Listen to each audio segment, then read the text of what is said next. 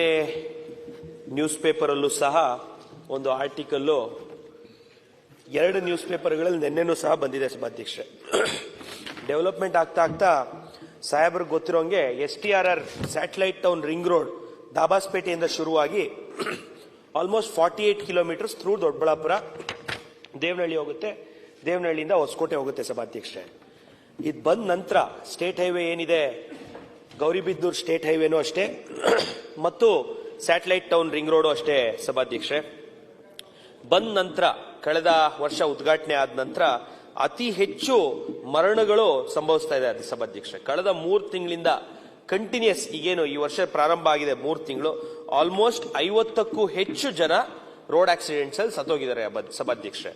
ಕಳೆದ ವರ್ಷ ಇವ್ರು ಕೊಟ್ಟಿರೋ ಪ್ರಕಾರನೇ 2024 101 ಜನ ಮರಣ ಹೊಂದಿದ್ದಾರೆ, 267 ಜನ ತೀವ್ರವಾಗಿ ಗಾಯಗೊಂಡಿದ್ದಾರೆ ಸಭಾಧ್ಯಕ್ಷೆ. ಹಿಂದಿನ ವರ್ಷಗಳಿಗಿಂತ ಆಲ್ಮೋಸ್ಟ್ 25-30% ಜಾಸ್ತಿ ಆದ್ರೂ ಸಹ ಸರ್ಕಾರ ಯಾವುದೇ ಕ್ರಮ ವಹಿಸಿರಲ್ಲ.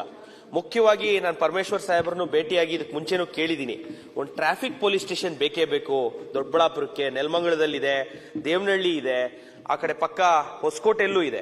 ದೊಡ್ಡಬಳ್ಳಾಪುರ ಒಂದೇ ಒಂದು ತಾಲೂಕು ಗ್ರಾಮಾಂತರ ಜಿಲ್ಲೆಯಲ್ಲಿ ಇವತ್ತಿಗೂ ಟ್ರಾಫಿಕ್ ಪೊಲೀಸ್ ಠಾಣೆ ಇಲ್ಲದೆ ಇರುವಂತಹ ಒಂದು ತಾಲೂಕು. 2011 ಇಸ್ವಿಯಿಂದ ಇವತ್ತವರೆಗೂ ಯಾವುದೇ ಕಾರಣಕ್ಕೂ ಜನಸಂಖ್ಯೆಗೆ ಅನುಗುಣವಾಗಿ ಪೊಲೀಸ್ ಸ್ಟಾಫ್ ನಮಗಿಲ್ಲ. ಇರುವಂತಹ ಸ್ಯಾಂಕ್ಷನ್ ಸ್ಟ್ರೆಂತ್ ಅಲ್ಲಿ ಕೇವಲ 40% ಇದ್ದಾರೆ.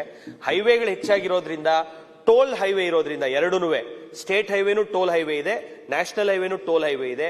ನಮ್ಗೆ ಆಂಬ್ಯುಲೆನ್ಸ್ ವ್ಯವಸ್ಥೆನೂ ಸರಿಯಾಗಿಲ್ಲ, ಒಂದು ಕ್ರಿಟಿಕಲ್ ಕೇರ್ ಸೆಂಟರ್ ಇಲ್ಲ, ಒಂದು ಟ್ರಾಮಾ ಕೇರ್ ಸೆಂಟರ್ ಇಲ್ಲ, ತಾಲೂಕು ಆಸ್ಪತ್ರೆ ಒಂದೇ ಒಂದು ಇರುವಂತದ್ದು, ಪ್ರೈವೇಟ್ ಹಾಸ್ಪಿಟಲ್ ಇರೋದು ಒಂದೇ ಮಣಿಪಾಲ್ ಆಸ್ಪತ್ರೆ. ಹಾಗಾಗಿ ದಯವಿಟ್ಟು ಏನು ಉತ್ತರವನ್ನ ಒಂದು ಅಧಿಕಾರಿಗಳು ಕೊಟ್ಟಿದ್ದಾರೆ, ಒಂದು ಅವ್ರ ಗಮನಕ್ಕೆ ತಂದ್ಬಿಡ್ತೀನಿ, ಮಾನ್ಯ ಸಚಿವರ ಗಮನಕ್ಕೆ. ಈ ತಾಲೂಕಿನಲ್ಲಿ ಅಪಘಾತಗಳು ಹೆಚ್ಚಾಗಿರುತ್ತಿರುವುದರಿಂದ ರಸ್ತೆ ಸಂಚಾರವನ್ನು ಸುಗಮಗೊಳಿಸಲು ಹಾಗೂ ರಸ್ತೆ ಅಪಘಾತಗಳನ್ನು ತಡೆಗಟ್ಟಲು ಸರ್ಕಾರ ಯಾವ ಕ್ರಮ ಕೈಗೊಂಡಿದೆ ಅಂತ ಏನಿದೆ ನಾರ್ಮ್ಸ್ 3 ಪೇಜ್ ಫಿಲ್ ಮಾಡಿ ಕೊಟ್ಟಿದ್ದಾರೆ ಸಭಾಧ್ಯಕ್ಷೆ. ದೊಡ್ಡಬಳ್ಳಾಪುರದಲ್ಲಿ ಒಂದು ಪಾಯಿಂಟ್ ಹೇಳ್ತೀನಿ ಸರ್, ಒಂದೇ ಒಂದು, ಎಲ್ಲಾನು ಟೀಕೆ ಮಾಡಕ್ ಹೋಗಲ್ಲ.